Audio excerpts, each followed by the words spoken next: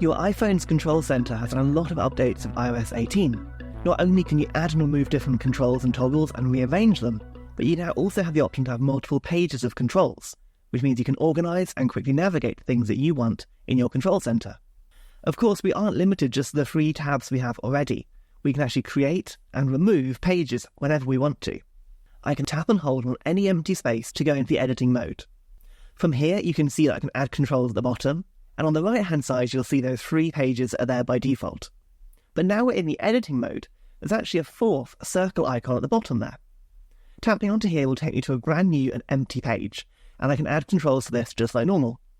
So let's just go ahead and quickly add a random control here, maybe voice memos, and then you can see I've suddenly got a 5th page on the right-hand side there available to me.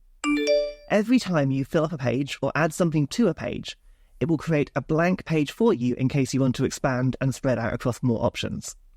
If we go on to this second new page, I'm going to add a couple of controls linked to the Home app to this one. When I put a couple of these widgets onto the page, you may notice the icon for this particular page on the right-hand side has now changed to the Home icon. That's because Control Center will try and intelligently pick an icon for you based on the contents of your Control Center page. So I've got the music one, I've got connectivity, and now I've got the Home one as well, which makes it quick to find what I'm looking for. But of course we can delete these pages if we don't want them, and in fact all you have to do to remove a page is simply to delete any widgets on it. When you exit editing mode, if the page is empty, it will automatically be deleted for you.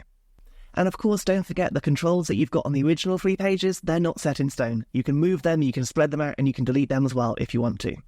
Now iOS 18's been released, there are so many more things that your phone can do that it simply couldn't do before. I spent my summer playing with iOS 18, and I've made a ton of quick tip videos on my channel down below, but excitingly I've also written my first ebook. I've called it 100 Quick Tips for iOS 18, and if you follow the link below, I promise you're going to find things that you never knew your phone could do now you've updated to iOS 18. I'll see you next time.